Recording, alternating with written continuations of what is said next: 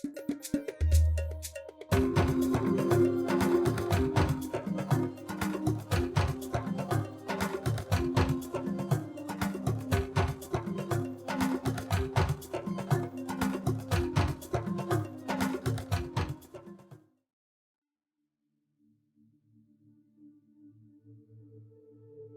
voudrais vous inviter à vous abonner à cette page et à recruter d'autres gens qui vont s'abonner. Pour quelle raison? Parce que c'est une chaîne qui est consacrée à la dézombification du peuple noir.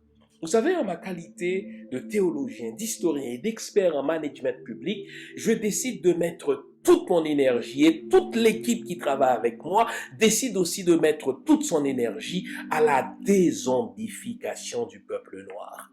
L'émission s'appelle Lumière sur le monde. Eh bien, cette lumière, ce n'est pas moi. Cette lumière, c'est le travail que nous faisons ensemble. Lorsque tout à coup, on réalise qu'on nous a roulé dans la farine, on réalise qu'on nous a trompés pendant, n'est-ce pas, des siècles, et que tout à coup, nous prenons conscience de nos ressources, nous prenons conscience de notre identité, et ayant pris conscience de tout cela, nous prenons la décision de partager ce que nous sommes, ce que nous comprenons avec les autres. Donc, nous avons besoin d'avoir une masse critique d'hommes et de femmes noirs réveillés qui vont changer, n'est-ce pas, leur pays respectif pour la gloire de nos ancêtres. Nos ancêtres méritent cela. Ils se sont sacrifiés pour nous et c'est à nous aujourd'hui de prendre le relais. Comment on le fait? On le fait en se dézombifiant et en dézombifiant les autres. Je vous invite donc à liker ce qui se fait sur cette chaîne, à le sharer, à le partager avec les autres, à vous abonner et si vous l'avez fait déjà, à recruter d'autres qui vont s'abonner. On est ensemble, on garde le moral car tant que va le moral, tout va.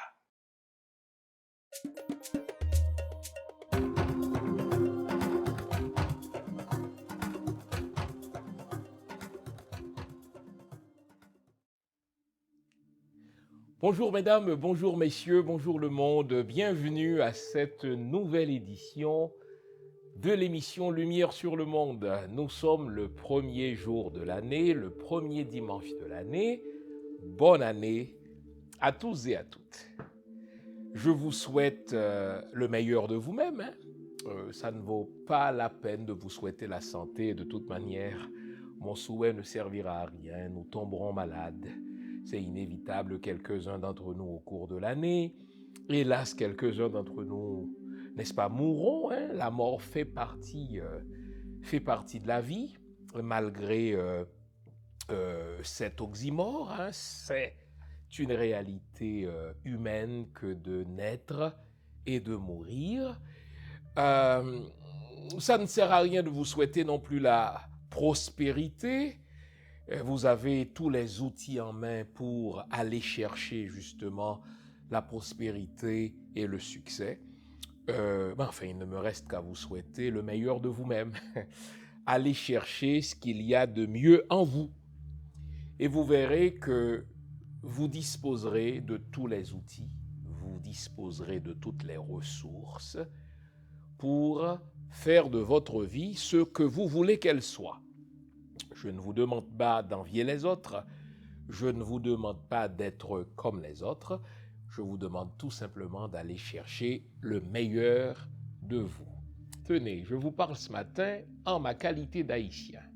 Puisque nous sommes le 1er janvier, nous sommes le premier dimanche de l'année, et ce matin, je vais vous inviter à célébrer la fierté d'être haïtien, la fierté d'être haïtienne. Bien sûr, je vous entends.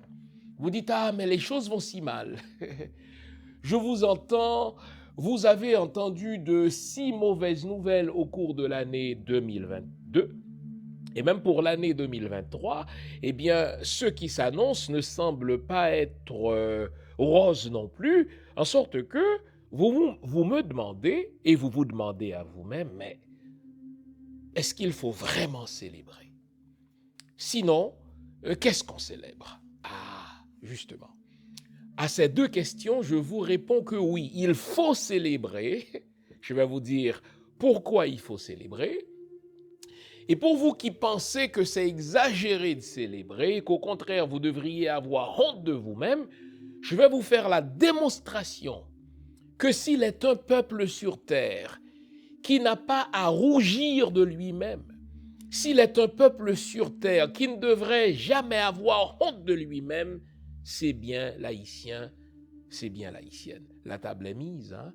Alors, en ce premier dimanche de l'année, je vous invite à faire comme les Haïtiens, comme les Haïtiennes, à vous offrir une bonne tasse, pas de café ce matin, mais une bonne tasse de chocolat chaud, avec une bonne cassave, et si vous voulez, du mamba, beurre d'arachide, pour avoir une traduction approximative. Nous devons célébrer ce grand héritage que nous ont légué nos ancêtres. S'il vous plaît, je vous invite à chasser de votre esprit toutes les pensées qui, n'est-ce pas, qui vous encouragent à la dépression, qui vous encouragent au désespoir, qui vous encouragent à la déprime. Non, ces pensées-là sont de l'ennemi.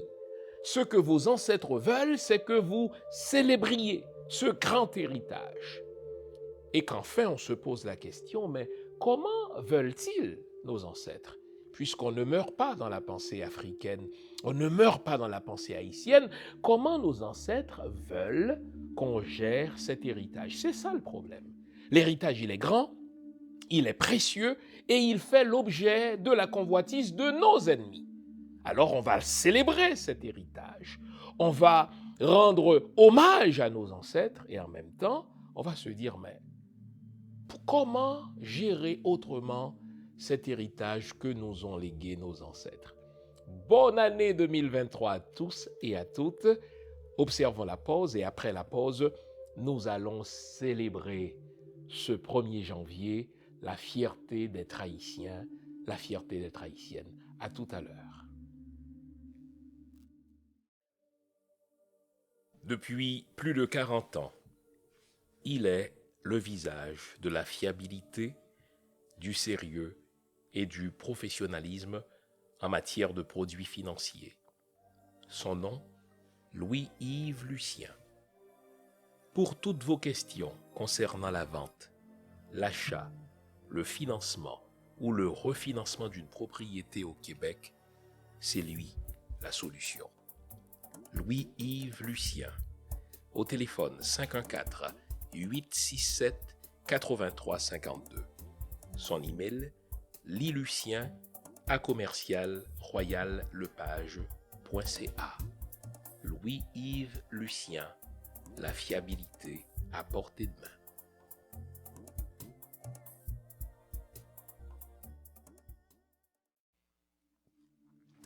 D'abord, je vous lance cette question. Est-ce que vous êtes fier d'être haïtien? Est-ce que vous êtes fier d'être haïtienne? Je ne vous demande pas si vous aimez ce qui se passe maintenant. Je ne vous demande pas si vous aimez la manière dont les politiciens gèrent le pays. À ces deux questions, la réponse est évidemment non. Mais ma question, elle est autre. Est-ce que vous êtes fier d'être haïtien? Est-ce que vous êtes fier d'être haïtienne? Je le suis. Et je vais vous dire pourquoi. Je suis historien de formation, donc mon travail consiste à fouiller les archives, mon travail consiste à fouiller dans les livres pour apprendre l'histoire des autres peuples, pour apprendre l'histoire des civilisations, pour apprendre l'histoire des communautés. Et non seulement suis-je historien de formation, mais je suis aussi un grand voyageur. J'aime visiter les autres pays, j'aime fouiner dans la culture des autres. Et au terme de tout cela, je le réalise qu'en ma qualité d'haïtien, il n'y a pas un peuple qui détienne une plus belle histoire que la mienne. Et je le dis sans chauvinisme, je le dis en tout réalisme, il n'est pas un seul peuple qui puisse se tenir devant un Haïtien qui connaît son histoire et qui puisse dire « Mon histoire à moi est plus palpitante que la vôtre, mon histoire à moi est plus édifiante que les autres et mon histoire à moi est plus, ma foi, optimiste que la vôtre. Faux. Faux. Je vous mets au défi de me citer un seul peuple qui puisse se tenir devant un Haïtien qui connaît son histoire et qui puisse lui dire, regardez, face à mon histoire, la vôtre est très pâle. C'est plutôt le contraire, les amis. C'est plutôt le contraire. Et si vous n'êtes pas convaincu de cela, je vais prendre le temps de vous brosser quelques pans seulement de cette histoire palpitante, quelques pans seulement de cette histoire édifiante. Et vous comprendrez pourquoi vos ennemis ne veulent pas que vous connaissiez votre histoire. Vous comprendrez au terme de l'émission pourquoi le plus grand tort que nos enseignants nous aient infligé, c'est de ne pas nous enseigner notre vraie histoire et c'est de ne pas surtout nous instiller l'amour de cette histoire.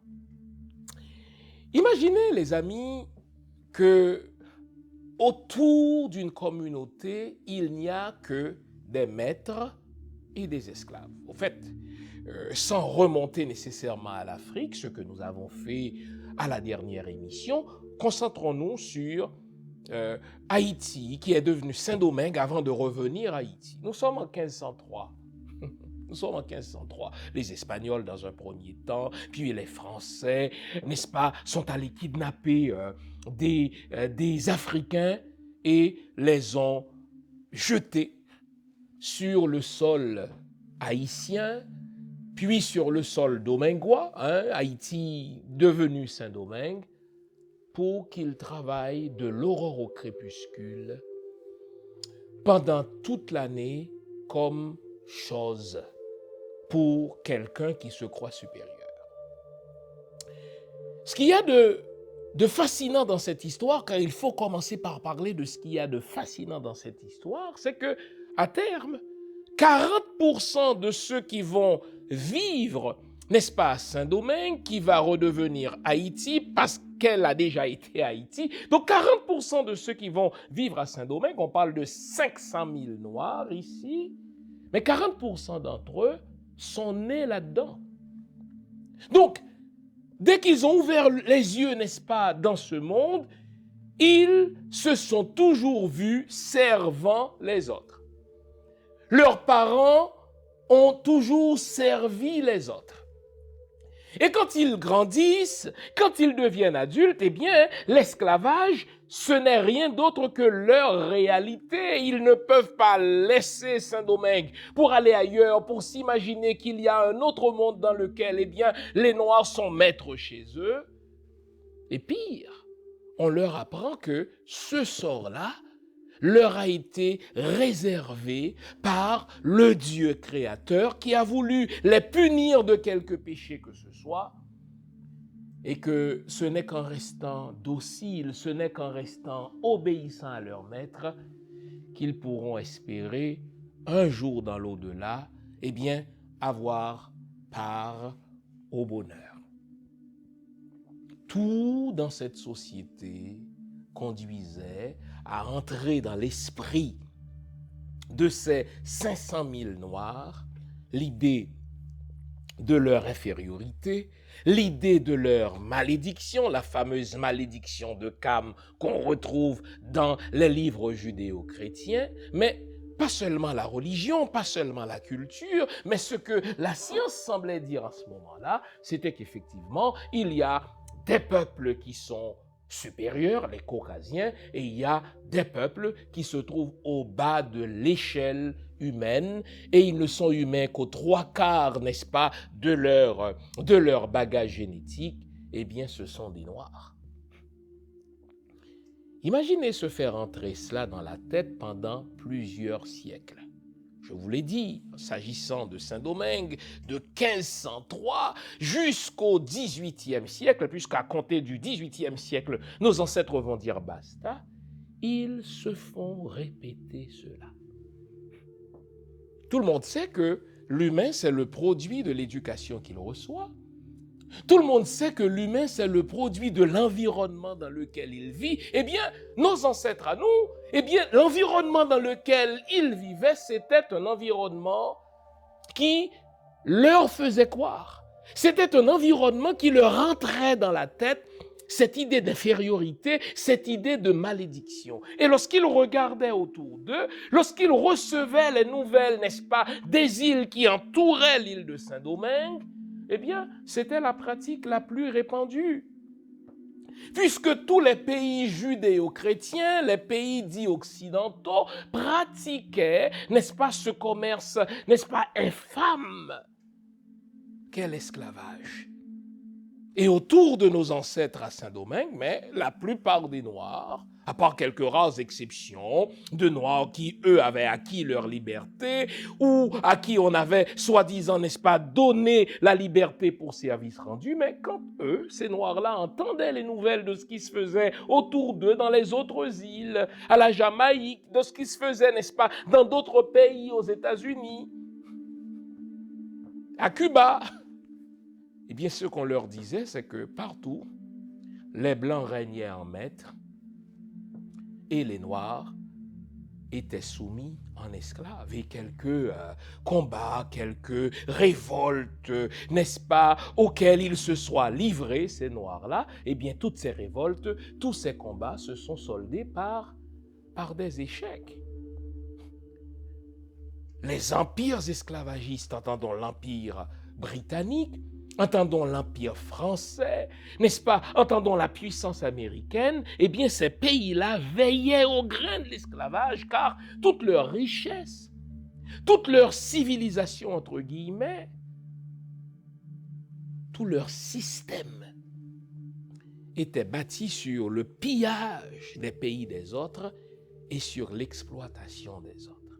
Quand on regarde cela d'un point de vue strictement historique, quand on regarde ça d'un point de vue, n'est-ce pas, sociologique, quand on regarde cela d'un point de vue civilisationnel, vous dites, écoutez, à moins que les maîtres eux-mêmes, à un moment donné, consentent à accorder aux esclaves la liberté, c'est fini pour eux, car ils n'ont aucun exemple autour d'eux. Ils n'ont aucun exemple en eux qui puisse leur enseigner à se mettre debout face à ce maître esclavagiste blanc pour affirmer sa dignité. Et donc, c'est pour ça que je vous dis, l'histoire haïtienne, elle est palpitante. C'est pour ça que je vous dis que l'histoire haïtienne, elle est unique, pour reprendre la formule, n'est-ce pas, dans Ténor Firmin, dans de l'égalité des races humaines. Ces 500 000 esclaves, à un moment donné, vont s'organiser pour combattre le système dans lequel la plupart d'entre eux, ou bien beaucoup d'entre eux sont nés, 40%. Ces 500 000 esclaves vont se soulever pour dire non aux maîtres blancs et leur dire qu'ils n'ont rien à leur envier en termes de dignité, qu'ils sont prêts à réaffirmer leur dignité. Et vous dites, mais cette prétention qu'ils nourrissaient, d'où leur venait-elle cette prétention-là? Puisqu'autour d'eux, il n'y avait pas d'exemple. Puisque 40% d'entre eux n'ont rien vu d'autre sinon que de l'esclavage. Mais admettons qu'ils veuillent bien combattre ce système, mais le maître blanc qui est, n'est-ce pas, habitué à l'art de la guerre, le maître blanc qui est lourdement armé, car le système esclavagiste reposait sur la violence, il était gardé ce système-là par la violence et il se maintenait dans la violence. Eh bien, à condition que ces Noirs veuillent se soulever contre le blanc, car il s'agissait essentiellement de l'euro-chrétien, mais à condition, à supposons que le Noir veuille se soulever contre ce blanc, mais comment allait-il se battre? Les armes sont européennes, l'expérience de guerre, elle est européenne, et les colonies, en particulier la colonie de Saint-Domingue, qui était la plus prospère d'entre toutes, parce qu'elle produisait le café que tout le monde consommait, elle produisait le sucre que le monde entier consommait, mais à supposons que ces Noirs veuillent se soulever, comment vont-ils se battre? Ah, voilà la question. Et lorsqu'on va prendre le temps de répondre à cette question, vous comprendrez que Si vous êtes haïtien, vous ne sauriez rougir de votre histoire. Si vous êtes haïtien, vous sauriez avoir honte, n'est-ce pas, de vous-même. Au contraire, c'est la fierté qui devrait vous animer.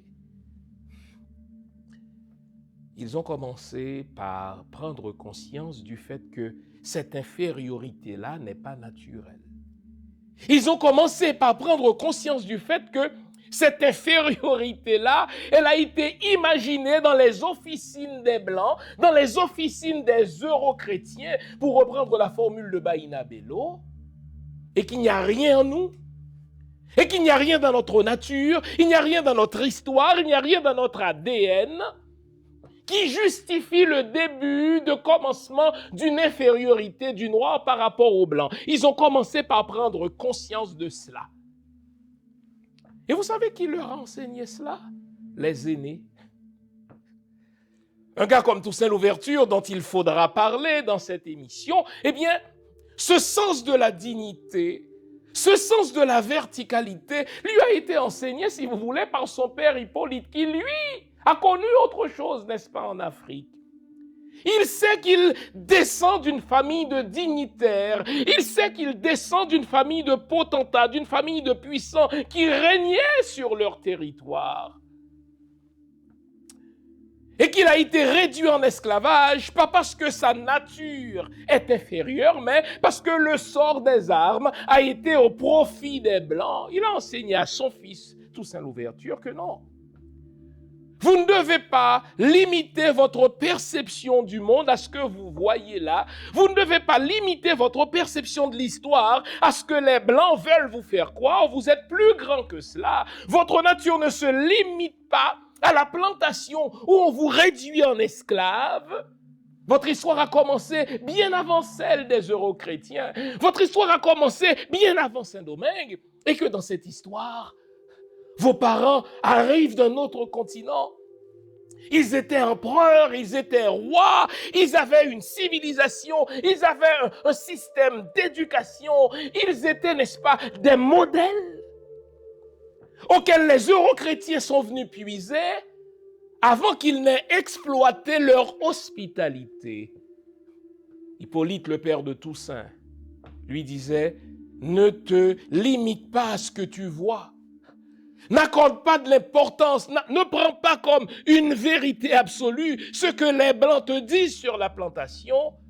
Tu es plus grand que ce que tu vois. Ton histoire a commencé avant Saint-Domingue. »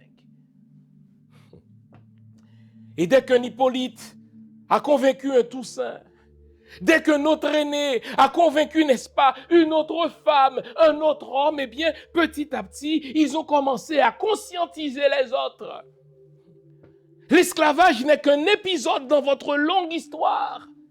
Saint-Domingue n'est qu'un passage dans votre long itinéraire. Vous n'êtes pas des esclaves, vous n'êtes pas inférieurs. Vous avez été esclavagisés par un méchant qui croit que sa richesse doit venir de l'exploitation des autres.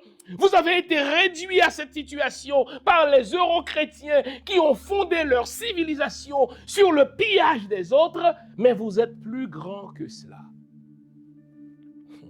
La première étape de ce qui allait être la révolution haïtienne a été la conscientisation. La première étape de ce qui allait être, n'est-ce pas, la révolution haïtienne a été ce que j'appelle moi la dézombification.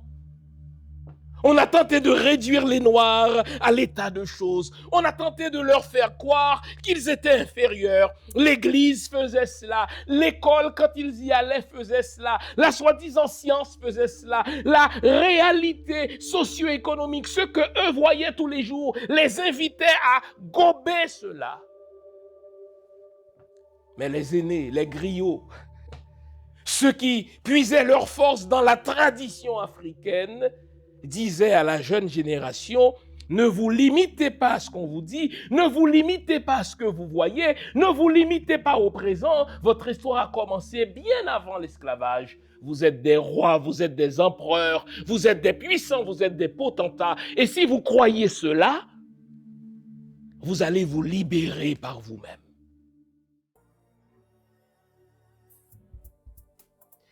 Le voici. Ils viennent sortir de presse. Eh bien, comme convenu, depuis le 1er octobre, donc il est disponible, et ceux qui l'avaient précommandé sont en train de le recevoir ou vont le recevoir. Au fait, ceux qui avaient commandé la version française sont en train de recevoir leur copie. Quant à la version anglaise, elle sort de presse le 10 octobre prochain, et si vous l'aviez précommandé, vous allez recevoir votre copie dans les jours qui suivent. C'est une biographie à laquelle j'ai consacré beaucoup d'amour et beaucoup d'énergie, plus de 390 pages de biographie sur Toussaint Louverture. On y découvre un Toussaint Louverture très fier, un Toussaint Louverture sans complexe, un Toussaint Louverture très proche de son peuple. Il recevait tous les soirs en sa résidence Monsieur et Madame Tout-le-Monde pour s'assurer que ses politiques publiques étaient en parfaite adéquation avec les besoins de son peuple.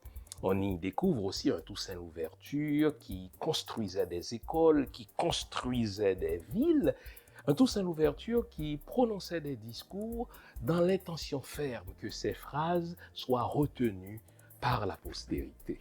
Et en parlant de phrases, je vais vous faire une citation au fait de Toussaint Louverture. C'est l'une de ces phrases que je préfère, d'autant qu'elle est pertinente dans notre Haïti d'aujourd'hui. Écoutez ce qu'avait prononcé Toussaint Louverture lors d'un discours au Mall Saint-Nicolas. Il est facile d'abattre l'arbre de la liberté, mais pas si facile de lui redonner vie. Je pense que nous sommes en train de vivre cela. Il est tellement facile d'abattre quelque chose de grand, quelque chose de noble, mais s'agissant de reconstruire, n'est-ce pas, cet héritage, c'est plus difficile. Honnêtement, c'est un livre à avoir, c'est un livre à lire en tant que Noir, en tant qu'Haïtien, en tant que personne de bonne volonté qui s'intéresse à l'autodétermination des peuples. C'est un livre à donner, à passer à ses enfants pour qu'on réalise à quel point nos ancêtres étaient en avance sur leur temps. Toussaint Louverture, le magnifique et le sublime, désormais disponible partout et en particulier sur mon site. Toussaint Louverture. Avez-vous votre copie? Allez, à bientôt.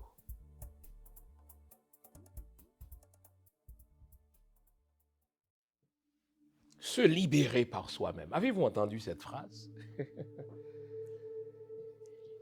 Il n'y a très peu de peuples, il n'y a que très peu de peuples, dis-je, qui se soient libérés par eux-mêmes d'un maître ou d'un adversaire puissant. Vous savez, les Français sont chauvins, ils aiment à raconter qu'ils se sont libérés de l'emprise nazie par eux-mêmes. Faux. Faux.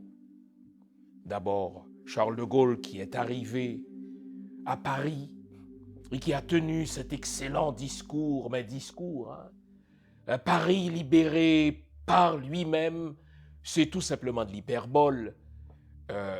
Les Français ont reçu l'aide des Alliés, c'est-à-dire des Américains. Ils ont reçu l'aide, n'est-ce pas, des Britanniques. Et ce qu'on appelle les Alliés eux-mêmes n'auraient pas vaincu, n'est-ce pas, les nazis, les Allemands, sans la précieuse aide des Russes. Donc, quand on regarde l'histoire universelle, et c'est pour ça que je vous dis là, s'il est un peuple sur terre qui ne doit avoir honte de lui-même, qui ne doit avoir honte de son histoire, s'il est un peuple sur terre qui doivent être tout le temps fiers, je dis tout le temps, c'est bien l'Haïtien, car nous nous sommes libérés de l'esclavage par nous-mêmes. Et nous devons replonger dans notre histoire en ce 1er janvier pour nous rappeler cela. Donc je vous disais, la première étape de ce qui allait être la révolution haïtienne a commencé par la conscientisation, la transmission par la tradition orale des griots des valeurs africaines. Toussaint Louverture, exemple, qui est né à Saint-Domingue, connaissait bien l'histoire africaine. Jean-Jacques Dessalines, pour ne citer que ces deux-là, n'est-ce pas, qui est né sur la plantation en tant qu'esclave, connaissait bien l'histoire n'est-ce pas, l'histoire de l'Afrique. Pourquoi? Parce qu'il y avait des aînés Que ce soit dans le cas de Tantoya, s'agissant des Salines, que ce soit dans le cas de Jean-Baptiste, le parrain de Toussaint Louverture, ou son père dont j'ai déjà parlé, Hippolyte, ils se sont assignés pour devoir de transmettre à ceux qui naissent dans l'esclavage la persistante vérité, la vérité têtue, qu'ils ne sont inférieurs à rien aux Blancs. Et que leur histoire n'a pas commencé à Saint-Domingue, leur histoire n'a pas commencé avec l'esclavage, et que leur histoire est beaucoup plus riche que celle des euro-chrétiens. Vous savez quoi? Quand on enseigne à l'haïtien son histoire, quand on enseigne à l'haïtien l'unicité, n'est-ce pas, de ses victoires, faites-moi confiance, il est fier de lui-même et il se dit, ce que je vis en ce moment est trop petit pour me porter au découragement, ce que je vis en ce moment, il est jouable. Si je compare ce que mes ancêtres ont fait dans leur contexte à eux. Alors les amis, la première chose à faire, et c'est comme cela qu'il faut commencer, il faut donc enseigner l'histoire vraie des Haïtiens aux Haïtiens. Et laissez-moi vous dire, nos ennemis font tout pour qu'on ne connaisse pas notre histoire. Nos ennemis font tout pour que notre vision de nous-mêmes, notre perception de nous-mêmes se limite aux 35 dernières années. Et quand vous essayez de leur parler de votre histoire, ils disent, écoutez, ça ne sert à rien de remonter dans le passé. Vous parlez tout le temps de 1804, vous parlez tout le temps, n'est-ce pas, de ce qui s'est passé en 1791. C'est comme si nos ennemis, entendons les esclavagistes d'hier, qui sont les néocolonistes d'aujourd'hui, entendons les Français, il faut les nommer, les Canadiens, les Américains, il faut tout pour qu'on oublie ce qui s'est passé dans le passé. Parce qu'ils savent que les ressources de notre combativité, ils savent que les ressources de notre verticalité se trouvent dans notre passé, qui est un inépuisable héritage. Quand je vous disais que notre histoire est unique, parce qu'entre autres, nous nous sommes libérés par nous-mêmes. Pour nous libérer, nos griots ont commencé par, si vous voulez, désintoxiquer l'esprit de la nouvelle génération. Ils ont commencé par enlever de leur esprit l'idée qu'ils étaient inférieurs. Ils ont commencé par enlever de leur esprit l'idée que les Blancs étaient invincibles. Ils ont commencé par enlever de leur esprit l'idée que leur vie, leur histoire, leur réalité se limite au présent. Et waouh! Comment ils ont fait ça, à part l'histoire? Mais ils ont puisé dans la mystique noire, dans la mystique africaine. J'ai déjà présenté il y a 2 ans et demi maintenant une émission dans laquelle je vous disais qu'il ne faut jamais séparer pouvoir et mystique. D'abord parce que le pouvoir est un haut lieu de mystique, le pouvoir est un haut lieu de spiritualité, mais en plus, dès qu'on comprend comment fonctionne la politique, mais il y a toujours de la mystique dedans. Et nos griots, nos ancêtres comprenaient cela. Ils enseignaient à la jeune génération à ne pas se fier à la religion des ennemis. La religion des ennemis, c'est un trompe-l'œil. La religion des ennemis, c'est un leurre. La religion des ennemis, donc le judaïsme ou le christianisme, n'est-ce pas? Il faut utiliser cela seulement de façade, mais il y a une mystique des profondeurs. Et dans cette mystique des profondeurs, vous trouverez les armes dont vous aurez besoin pour combattre l'ennemi. Vous trouverez les convictions dont vous aurez besoin pour tenir debout lorsque les choses iront mal. Et dans cette mystique des profondeurs, vous trouverez la thérapeutique dont vous aurez besoin pour guérir des blessures de l'esclavage. Vous aurez compris que dès que le noir est arrivé à Saint-Domingue, le maître blanc, l'euro-chrétien s'est imposé le devoir de lui entrer dans la tête ce trompe-l'œil. Imaginez, le code noir disait au maître esclavagiste, 8 jours après l'arrivée de l'esclave à Saint-Domingue, il faut qu'il soit baptisé dans la foi chrétienne. Il est catéchisé, on lui enseigne qu'il sera esclave pour toujours, qu'il appartient au maître comme chose, au même titre que les biens meubles, au même titre que le cheptel animal, et que ses enfants à lui seront aussi esclaves. C'est ce que voulait la bulle romanes, n'est-ce pas, pontifex, romanum pontifex plutôt. l'esclavage à perpétuité pour les Noirs. Donc non seulement ils seront esclaves pour toujours, leurs enfants vont être réduits en esclavage, mais même s'ils ont une femme, ils ont des enfants, eh bien le maître, à un moment donné, peut décider de vendre la femme à un autre maître, à une autre plantation, et de vendre les enfants, de séparer la fratrie, et de vendre les enfants séparément à des plantations différentes. Donc vous serez esclave pour toujours. Pourquoi serez-vous esclave pour toujours? Mais parce que le bon Dieu, et leurs lèvres ne tremblotaient pas quand ils disaient, le bon Dieu qui n'est bon que pour les Blancs, eh bien, il vous punit d'un péché originel et vous êtes sous la malédiction de Cam. Et le même code noir punissait de mort le noir qui osait lever la main sur le blanc. Le même code noir punissait d'amputation le noir qui osait fuir la plantation. Imaginez le contexte. Donc le noir, il était cerné de partout. Voilà pourquoi le travail de conscientisation, le travail de désintoxication, le travail de dézombification des griots était important parce qu'il fallait dire aux Noirs que tout cela n'est qu'un leurre, que tout cela n'est que de la foutaise. Lorsque vous voulez le faire, vous allez pouvoir vous libérer de toutes ces chaînes-là. Mais il n'y a pas de chaîne plus pernicieuse que la chaîne mentale. Voilà pourquoi il faut commencer par la conscientisation. Vous notez que après notre libération en 1804, après notre indépendance en 1804, nos ennemis d'hier, nos ennemis d'aujourd'hui, les esclavagistes d'hier, les néocolonialistes d'aujourd'hui, français, américains, canadiens, ils sont revenus chez nous cette fois-ci pour nous enchaîner mentalement. Ce que nos griots avaient compris. Ils avaient dit à nos ancêtres, eh bien, si vous voulez vous libérer de l'esclavage physique, vous devez vous libérer de l'esclavage mental.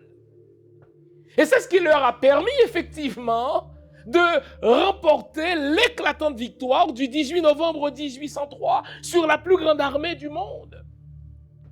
Eh bien, nos ennemis ont reculé. Ils ont compris la stratégie de nos griots, de nos ancêtres. Ils ont dit, les Noirs se sont libérés de l'esclavage physique parce que mentalement, ils s'étaient libérés.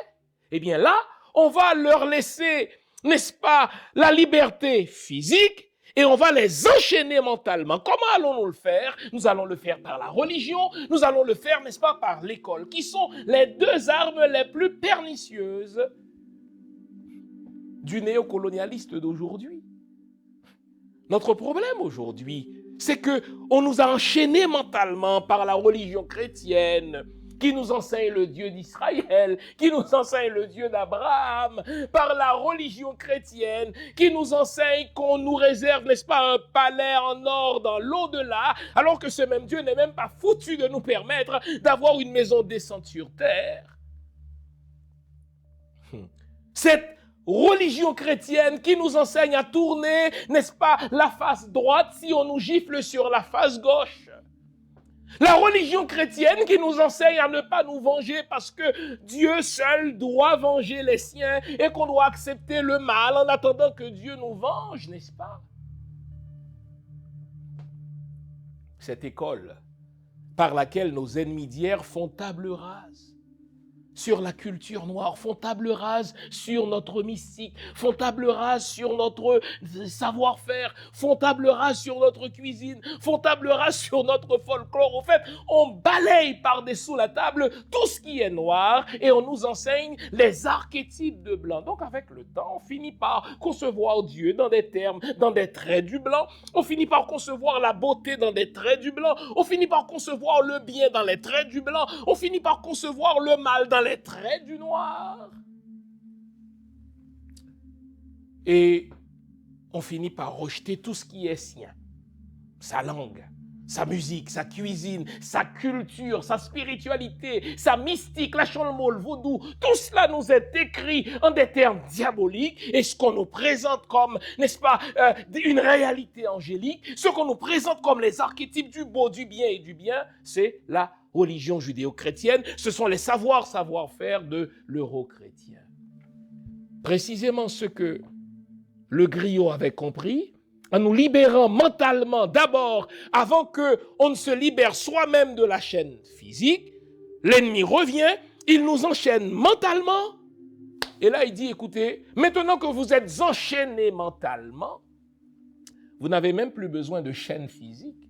Est-ce que vous notez quelque chose? Ce sont justement ceux qui savent lire et écrire en Haïti qui sont les pires ennemis des Haïtiens. Vous notez ça? Ce sont précisément ceux qui sont élevés en dignité, ceux qui ont les moyens pourtant de libérer la masse, ceux qui ont les moyens pourtant de penser, ce sont ceux-là qui sont les pires ennemis de la masse haïtienne. Pourquoi? Parce qu'ils sont passés à l'école de l'ennemi. Imaginez aujourd'hui que ce sont des gens qui savent lire et écrire, qui souhaitent que ce soit les mêmes blancs qui aient laissé entrer 600 000 armes de guerre sur notre territoire. Ce sont ces mêmes gens-là qui savent lire et écrire, qui nous invitent à nous réjouir du fait que les mêmes blancs qui ont laissé entrer sur notre territoire 600 000 armes de guerre, ces gens-là nous invitent à nous réjouir pour que les Blancs reviennent. Ces gens-là se réjouissent du fait que le Canada va prendre le leadership d'Haïti. Mais est-ce que vous entendez? Imaginez ce que penserait un Toussaint Louverture.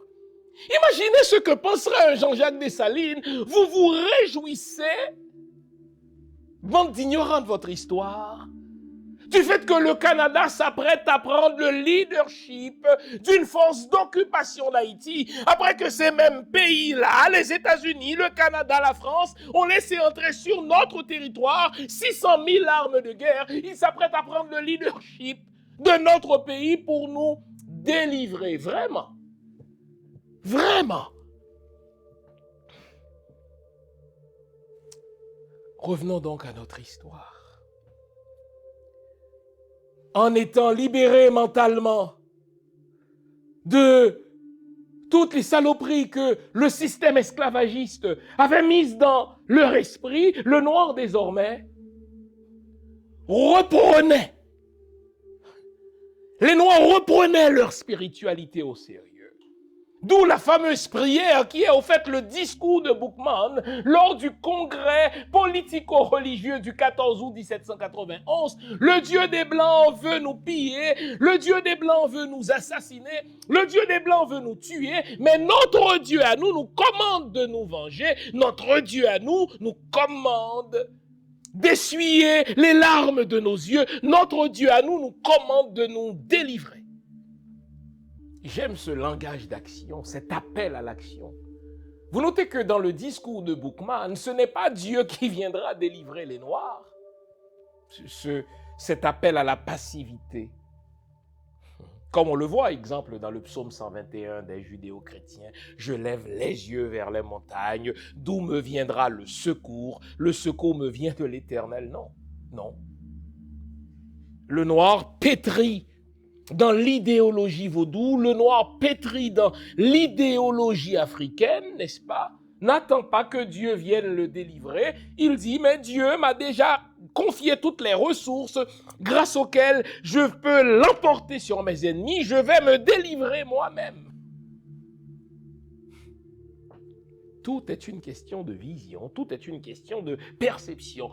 Dieu nous commande de nous délivrer nous-mêmes. Dieu nous commande de briser nos entraves. Dieu nous commande de rompre nos chaînes. Dieu nous corrompre, n'est-ce pas, de recouvrer notre dignité. Mais la question se pose, mais avec quelle arme? En face de vous, vous avez l'armée espagnole, l'une des plus puissantes, n'est-ce pas, de l'Europe, qui réduit en esclavage des Noirs dans la partie Est. Donc, à Santo Domingo, à Saint-Domingue, vous avez la plus grande armée du monde, l'armée française, qui réduit 500 000 des nôtres, n'est-ce pas, en esclavage. Avec quelle arme? Et quand vous prenez le temps de lire, exemple, les archives sur Toussaint Louverture, les archives sur Boukman, les archives sur, n'est-ce pas, plus tard encore Jean-Jacques Dessalines, mais c'était le cadet de leurs soucis. Avec quelle arme? avec les armes de notre mystique, le vaudou. Makandal a commencé comme ça. Makandal a utilisé sa connaissance des plantes, il a utilisé sa connaissance, n'est-ce pas, pharmaceutique pour empoisonner ses ennemis. Il mangeait ces blancs-là, non? Et ils n'étaient pas foutus de cuisiner eux-mêmes, ils utilisaient les nôtres pour cuisiner pour eux. Eh bien, nous allons les combattre à même notre connaissance du vaudou. Nous allons les empoisonner. Nous allons empoisonner, n'est-ce pas, les sources d'eau, les aqueducs, n'est-ce pas? Nous allons empoisonner leur cuisine. Première arme, c'était notre spiritualité. Écoutez, c'est très... Vous notez à quel point c'est insidieux, vous notez à quel point c'est une perversion de la vérité, que le blanc qui utilise le christianisme pour nous maintenir dans l'esclavage, que le blanc qui utilise le christianisme pour entrer sur le continent mère, l'Afrique, piller les ressources, voler les biens des autres et réduire en état de choses d'autres peuples, il utilise, n'est-ce pas, ce blanc-là, sa spiritualité, sa religion pour le faire. Mais quand moi, le noir, quand moi, l'haïtien, j'utilise ma mystique, j'utilise ma spiritualité pour me défendre, pour le combattre et pour le vaincre, c'est ma spiritualité qui est diabolique. C'est ma spiritualité qui est mauvaise. C'est le vaudou tout à coup qui devient, si vous voulez, un vecteur du mal. Vous notez à quel point le blanc a réussi à nous jouer dans la tête? Quand il fallait justifier l'esclavage, le blanc a trouvé des versets dans sa Bible pour entrer en Afrique, piller nos biens et réduire nos ancêtres en esclavage. Il l'a fait sur la base de la Bible. La seule interdiction que la Bible impose aux judéo-chrétiens, c'est de ne pas faire d'un autre juif un esclave, mais il peut réduire tous les autres peuples en esclavage, sur la base de sa Bible. Quand il faut voler le bien des autres, il le fait sans sourciller sur la base de sa Bible. Quand il faut tuer les autres peuples, partir en guerre, n'est-ce pas, et le faire sans se faire du souci, il trouve là encore des versets qui justifient ses pratiques. Mais quand le noir, quand l'haïtien se défend en se servant de son vaudou, quand il attaque son ennemi en se servant de son vaudou, quand il bat son ennemi en se servant de son vaudou, tout à coup on signe un pacte avec le diable. Et vous en trouvez des haïtiens pour applaudir cela, vous trouverez même des pasteurs qui prêchent cela. Que les blancs l'aient fait pendant l'époque de l'esclavage, je comprends. Mais que nous, les Haïtiens, nous continuons à perpétuer, à répéter ces mêmes bêtises, c'est que nous acceptons d'être les instruments de la propagande des Blancs. Quand on est en guerre, on se bat avec les armes qu'on connaît. Donc avec quelles armes? Nos ancêtres ont dit, nous avons dans notre spiritualité ce qu'il faut pour combattre le blanc. Nous allons l'empoisonner, nous allons le zombifier. Nous allons, n'est-ce pas, empoisonner les aqueducs, nous allons lui rendre à ce blanc, n'est-ce pas, nous allons faire pour ce blanc, nous allons faire en sorte que Saint-Domingue soit un enfer pour ce blanc grâce au vaudou. Et j'en ai parlé dans mon livre, hein. Vous savez que nos frères africains qui sont arrivés à 60% d'Afrique, oh là là, ils sont arrivés avec des techniques de guerre, ils sont arrivés avec un savoir-faire, ils sont arrivés avec un savoir-être, au point que même Maitland, dans ses rapports de guerre, Thomas Maitland, qui était, si vous voulez, le responsable des troupes britanniques à Saint-Domingue, Thomas Maitland a dit, écoutez, par leurs techniques africaines, ils nous ont brisé le moral. Par leurs tactiques africaines, ils nous ont brisé le moral. Et donc Thomas Maitland a dû signer l'armistice avec Toussaint Louverture. Nous avons dans notre vaudou de quoi combattre l'ennemi d'aujourd'hui. Qu'est-ce qu'ils ont fait? On se pose la question, mais de quelles armes se sont-ils servis? Ah, des instruments aratoires. Ils avaient des pics, ils avaient des machettes, des instruments aratoires que le maître blanc leur avait placés dans les mains pour perpétuer sa richesse à Saint-Domingue, eh bien, nos ancêtres se sont dit, nous allons nous servir de nos machettes, nous allons nous servir de nos pics pour les attaquer eux. Mais, et c'est ce que j'aime dans l'extravagance haïtienne, Toussaint Louverture a dit, écoutez, les Blancs, ils ont des arsenaux. Les Blancs, ils ont des entrepôts d'armes, ils ont des endroits où ils mettent leurs fusils, où ils mettent leurs poudres à canon, eh bien, nous allons les prendre. Ah, mais j'aime ça. Quand vous connaissez votre histoire, vous ne vous inquiétez point à l'idée de quelle arme allons-nous utiliser pour résister aux ennemis d'aujourd'hui. Eh bien, nous allons nous servir des armes de l'ennemi. Il a des arsenaux, nous allons les vider. Il a, n'est-ce pas, notre ennemi des fusils, nous allons les lui prendre. Et nous allons utiliser ces armes-là contre l'ennemi. Et enfin, l'intelligence politique. On comprend mal Toussaint Louverture, parce qu'aujourd'hui, quand on parle de percée louverturienne, cette formule-là devient tout à fait péjorative, mais Toussaint Louverture avait une telle intelligence politique qu'il comprenait les enjeux polarisants entre les Espagnols, les Français et les Britanniques, et plus tard les Américains, car c'était un véritable quatuor de puissances infernales qui compétitionnaient entre elles pour contrôler les 500 000 esclaves à Saint-Domingue. Toussaint Louverture a compris cela. Il a compris que les Espagnols, eux, veulent affaiblir les Français à Saint-Domingue. Et donc, si les Espagnols s'aperçoivent qu'il y a une poignée de Noirs qui se soulèvent contre les Français, eh bien, les Espagnols vont avoir un certain intérêt ponctuel à armer les Noirs pour qu'ils se soulèvent contre les Français, dans l'espoir que plus tard, eux, les Espagnols, vont avoir le dessus sur les Noirs, eux, car ce que eux veulent, les Espagnols, c'est d'avoir toute l'île. Fine, Toussaint a compris cela. Et donc, dès avant 14 août 1791, on a les archives, j'en parle dans mon livre, Toussaint Louverture est allé négocier avec les Espagnols.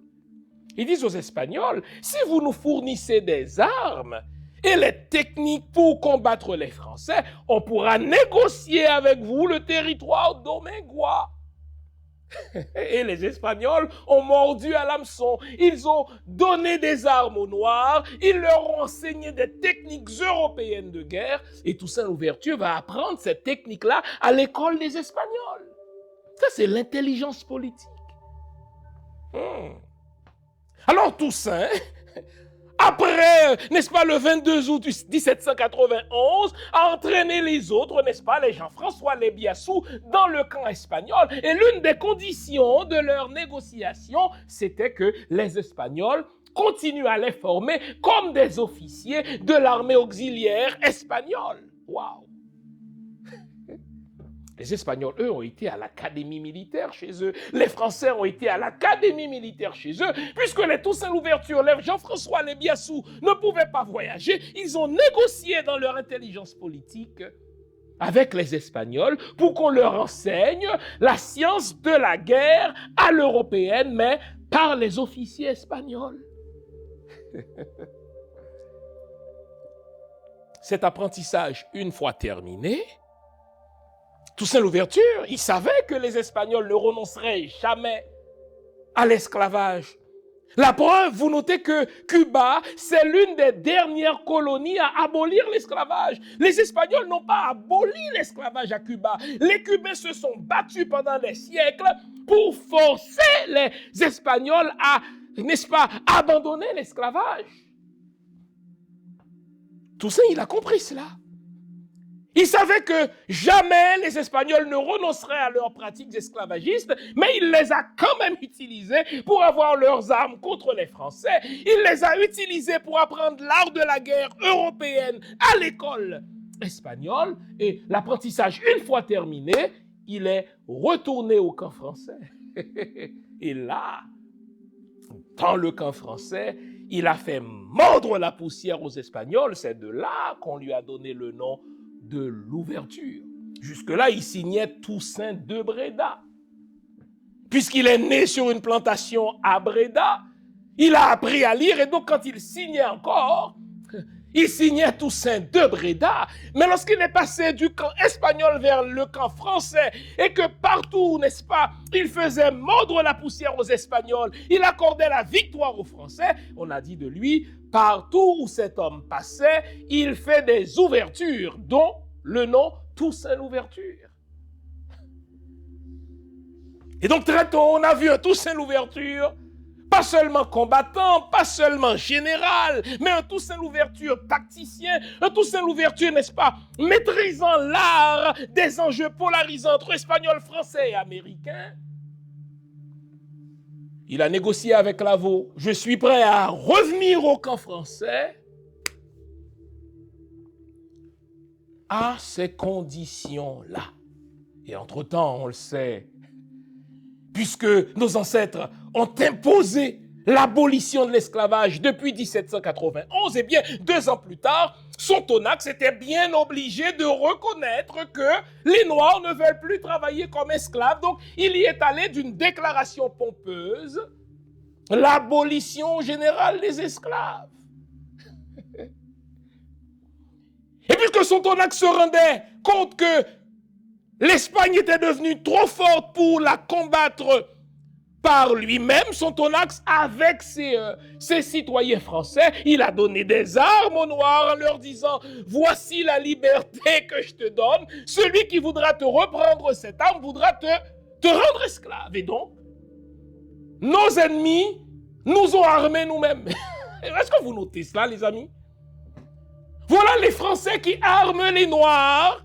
Lesquelles armes les Noirs vont utiliser contre eux. Et voilà un Toussaint l'ouverture qui revient avec une armée de plusieurs dizaines de milliers de soldats formés à l'école militaire espagnole, prêts à faire avancer l'agenda de la libération des Noirs à Saint-Domingue.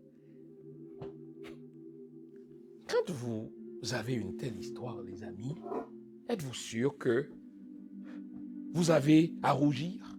Quand vous avez une histoire aussi édifiante qui ressemble à un conte de fées, si vous lisez cette histoire-là et que vous ne soyez sûr de l'auteur qui a écrit cette histoire-là, vous allez dire, mais franchement, c'est une fable, c'est un conte de fées, et pourtant, cela s'est passé comme ça. Des gens qui se sont libérés par leur vaudou, qui se sont libérés avec les machettes et les pics, qui se sont libérés parce qu'ils ont pris les armes de leur maître, qui se sont libérés parce qu'ils ont appris l'art de la guerre à l'école de leur maître, qui se sont libérés parce qu'ils ont, n'est-ce pas, parce qu'ils ont mêlé dans un bel art, dans un difficile équilibre, les techniques de guerre africaines et les techniques de guerre européennes. Toussaint l'ouverture a réussi tout cela. Et vous me demandez à moi de ne pas être fier d'être haïtien, vraiment. Vraiment. L'haïtien ne courbe jamais la tête devant les épreuves. L'haïtien ne courbe jamais la tête devant les difficultés. L'haïtien ne courbe jamais la tête quand, n'est-ce pas, l'ennemi se vante. Au contraire.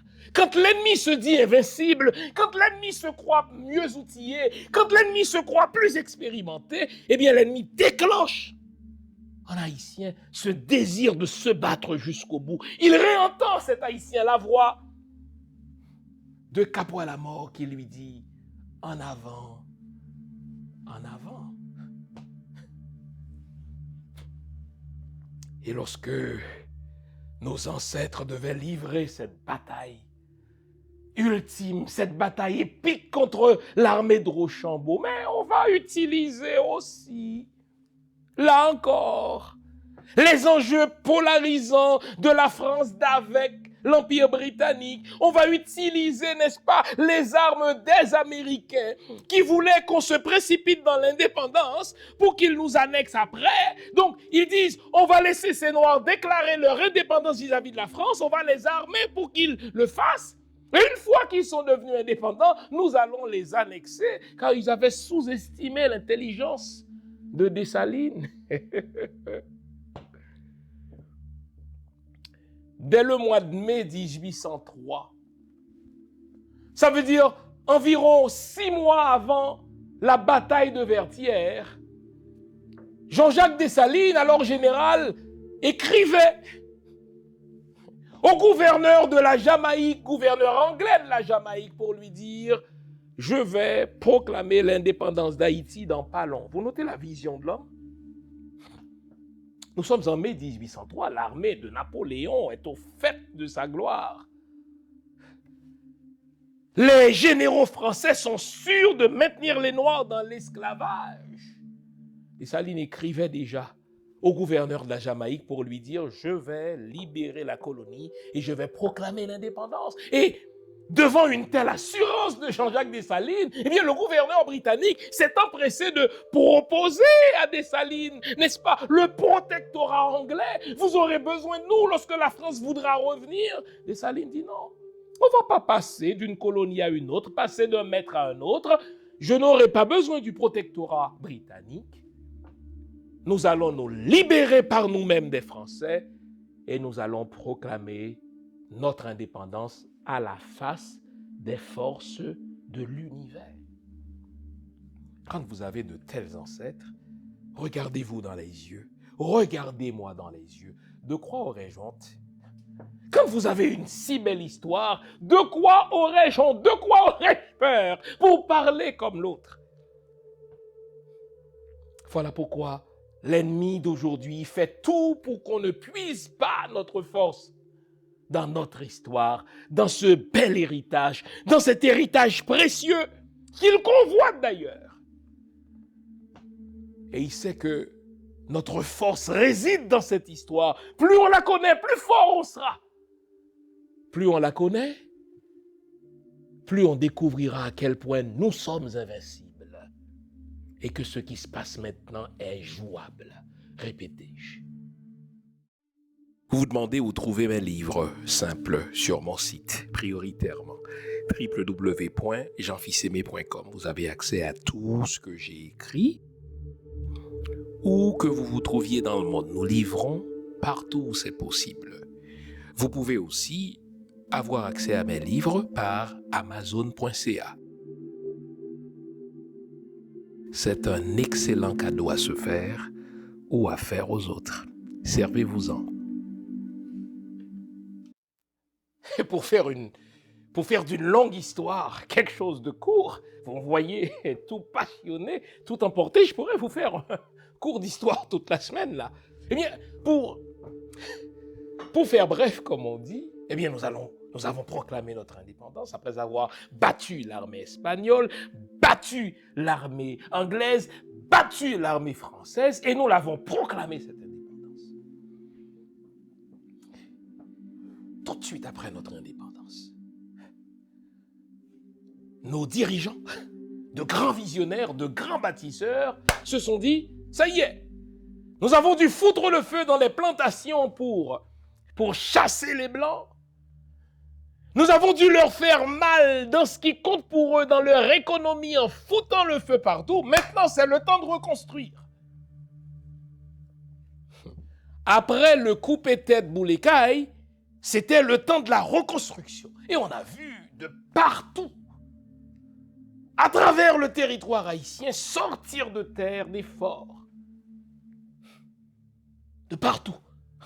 Il fallait construire des forts, il fallait construire des citadelles, il fallait construire, n'est-ce pas, des maisons, des édifices pour protéger la population dans l'éventualité du retour de nos ennemis, des visionnaires. Jean-Jacques Dessalines a développé toute une politique de la réforme agraire pour distribuer des terres à la majorité des anciens esclaves qui n'en avaient point. Et Henri-Christophe dans le Nord va prouver que le Noir n'avait rien à envier en termes d'administration. Il n'avait rien à envier en termes de gestion publique. Qu'il n'avait rien à envier en termes de gestion du territoire. Qu'il n'avait rien à envier à l'autre en termes de fierté.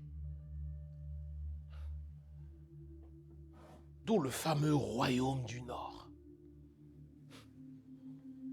Et malheureusement, comme on le sait, à cause de sa politique agraire, à cause de sa vision trop avant-gardiste, les ennemis que Leblanc avait placés dans nos rangs, ces ennemis-là ont assassiné notre premier homme d'État et notre déchéance va commencer là. Au fait, quel est notre problème aujourd'hui? Je vais vous le dire, notre problème. Haïti est prise en otage par 1 millier de personnes, pas plus que cela. Les 12 ou 14 millions d'Haïtiens sont pris en otage par 1 million de personnes. On va essayer de faire une typologie de ce millier de personnes. Donc je reprends. Quel est notre problème aujourd'hui en terminant? Avec une si belle histoire, avec des ancêtres aussi illustres, avec une histoire aussi palpitante et passionnante que la nôtre, quel est notre problème aujourd'hui? Les 12 ou 14 millions d'Haïtiens sont pris en otage par 1 millier d'hommes et de femmes. On va en faire une typologie. Dans ce millier d'hommes et de femmes, on retrouve des politiciens sans patriotisme, sans compétence, sans intégrité, qui parviennent au pouvoir dans le but unique de s'enrichir. En sorte que le problème d'Haïti, il est d'abord politique parce que vous avez des gens qui sont là sans une vision. Vous avez des gens qui sont là sans le patriotisme. Vous avez les gens qui sont là sans les compétences. Vous avez les gens qui sont là sans l'intégrité et qui parviennent au pouvoir, qui sont placés là par nos ennemis, tant du dedans que du dehors. C'est le premier type de ce millier de personnes par lesquelles nous sommes pris en otage. Des ministres, des premiers ministres, des présidents, des sénateurs, des députés. En fait, l'exécutif et le législatif. Voilà pourquoi il faudra changer ces salauds-là.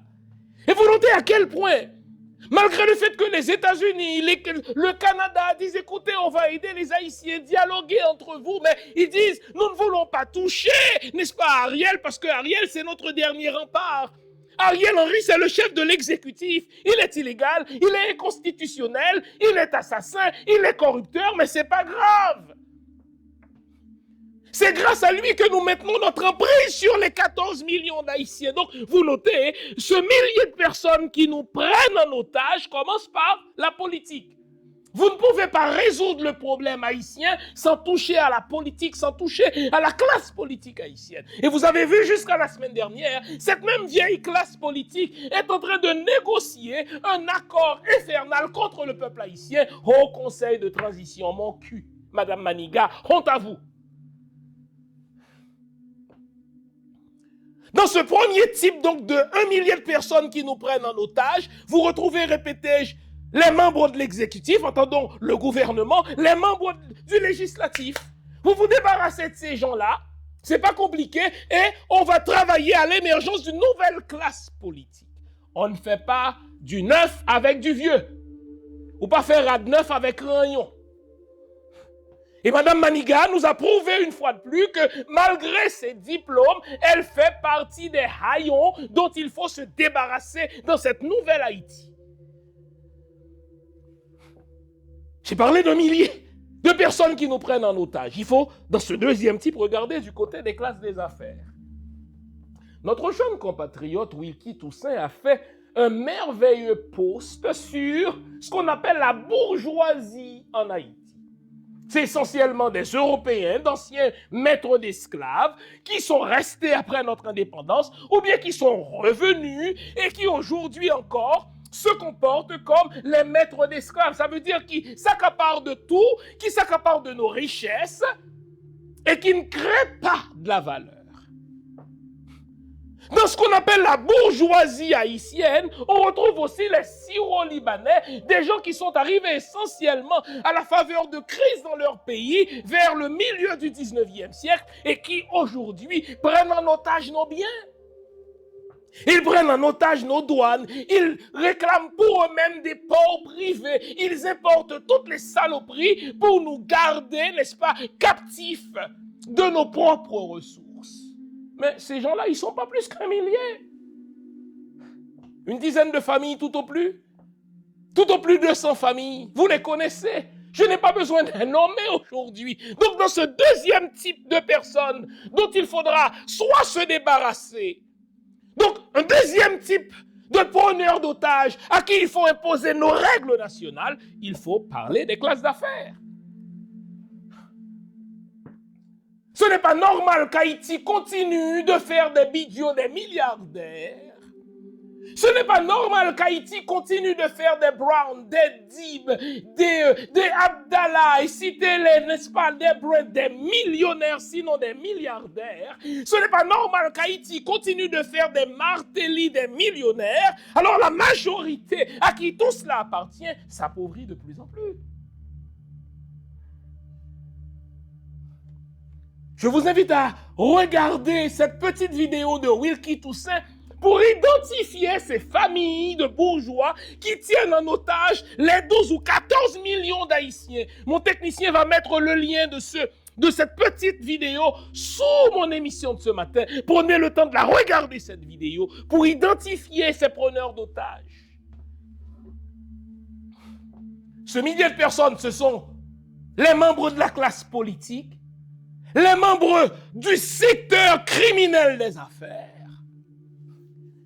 Et pour que eux perpétuent leur système plantationnaire, leur système corsaire, et la classe politique et la classe des affaires, vous savez ce qu'elles font ces gens-là? Ce qu'elles font ces gens-là, eh bien, ils arment nos jeunes. Barbecue n'a jamais voyagé pour aller acheter les armes. Chrysler n'a jamais voyagé pour acheter ses armes. Regardez comment il s'appelle. Iso n'a jamais voyagé pour acheter ses armes. Vous savez qui leur amène ces armes-là?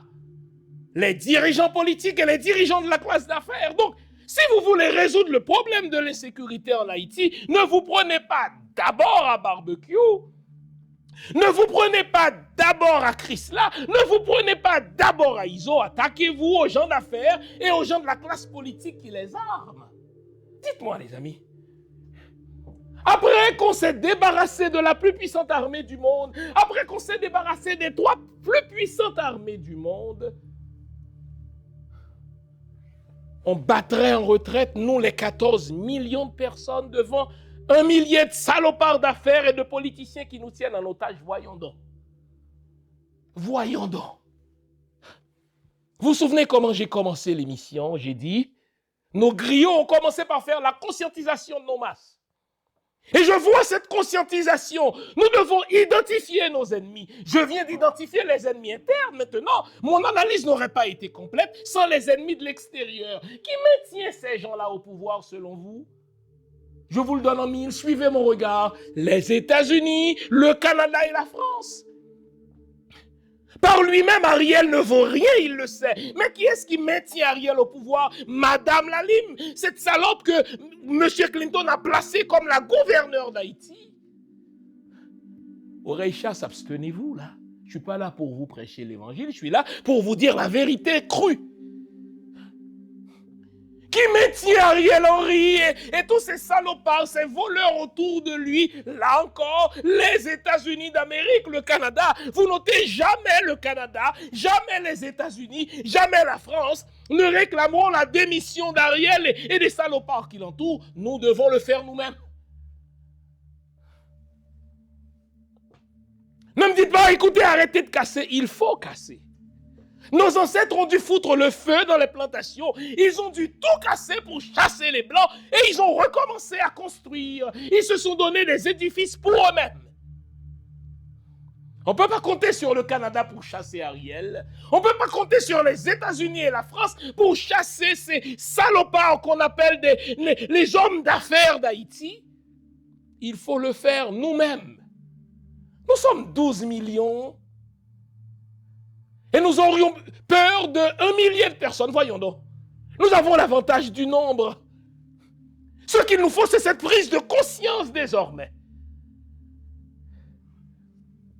C'est pas normal qu'Haïti fasse de Bidjo un milliardaire.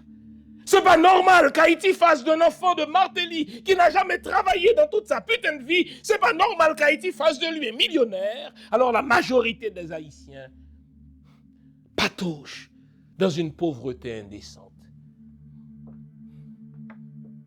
nous devons renverser la vapeur. Ce millier de personnes qui jusque-là nous a pris en otage, c'est à eux, c'est à elles désormais d'avoir peur. Chers amis, enfin, la dernière question qu'on s'était lancée. Monsieur Fils-Aimé, vous nous avez invités à célébrer. J'ai fait la démonstration pourquoi on a célébré. Mais est-ce qu'on ne devrait pas avoir honte? Dites-moi. En général, qui doit avoir honte? Les voleurs. Haïti n'a jamais volé quoi que ce soit à aucun autre pays. S'il y a quelqu'un qui devrait avoir honte, c'est l'État américain qui nous a tout volé. S'il y a quelqu'un qui devrait avoir honte, c'est l'État français qui a handicapé notre développement par cette fameuse dette, la rançon de l'indépendance. S'il y a quelqu'un qui devrait avoir honte, c'est le Canada qui nous pique nos cerveaux, mais pas moi, l'Haïtien. Vous dites, est-ce qu'on ne devrait pas avoir honte? Pas du tout. Haïti n'a jamais déclaré la guerre à un autre pays. Haïti ne s'est pas enrichi en volant le bien des autres. Haïti, au contraire, a aidé les autres à devenir indépendants. Israël n'aurait pas été ce qu'il est aujourd'hui sans le vote haïtien. Haïti a aidé la Grèce à avoir son indépendance. Haïti a aidé tous les pays, n'est-ce pas, qu'on appelle la Hispanidad aujourd'hui à avoir leur indépendance. Quand je suis haïtien, je suis fier. L'épisode par lequel on passe aujourd'hui n'est qu'un épisode. Et plus le temps passe, mieux on comprend les enjeux. Plus le temps passe, mieux on est en mesure d'identifier nos ennemis. Notre problème, nous sommes pris en otage par un millier de salauds. Nous sommes 12 à 14 millions. Débarrassons-nous de ces salauds. Célébrons la fierté d'être haïtiens. Nous sommes le seul peuple à se libérer par lui-même de ses ennemis. Nous sommes le seul peuple à se libérer par lui-même de ses chaînes. Nous sommes le seul peuple, n'est-ce pas, à se dresser contre le monde. Système esclavagiste pour dire cette terre sera une terre de liberté pour tous. Nous sommes enfin cette terre, selon l'expression d'Aimé Césaire, où la négritude s'est mise debout pour la première fois. Après que nous sommes partis de l'Afrique, l'Africain nous redoit sa fierté aujourd'hui. Après que nous sommes partis de l'Afrique, les peuples noirs nous doivent leur fierté. Les peuples européens nous doivent aussi leur fierté. Israël nous doit son existence. Et si les euro-chrétiens ne nous tenaient une rancune viscérale, les États-Unis devraient nous remercier d'avoir contribué à leur indépendance. La France devrait nous remercier d'avoir été l'un des premiers pays à former un club de résistance pour elle contre les nazis. Et si je devais continuer cette nomenclature, vous verriez que les peuples de partout ont une reconnaissance envers Haïti pour des notions d'autodétermination des peuples, pour des notions de liberté, pour la notion d'abolition de l'esclavage. C'est à nous qu'on doit tout cela. Alors quand on est haïtien, on n'a pas honte, on est fier. Quand on est haïtien, on regarde ces problèmes en face